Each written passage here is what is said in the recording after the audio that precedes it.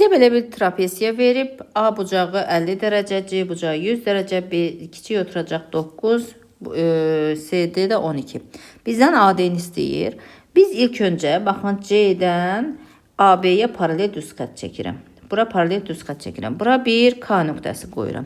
Paralel düz xətt isə bu tərəf bu tərəfə bərabərdir və BC də AK-ya bərabər olacaq.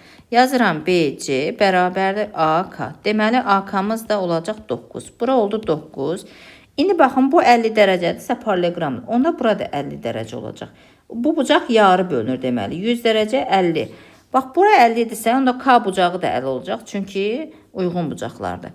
50 dərəcə 50 dərəcə. Bizdə nə oldu? Bərabər yanlı 3 bucaq alındı. Onda CD bərabərdir DK-ya. O da bərabərdir 12 olacaq. Baxın, bu hissə 12 oldu.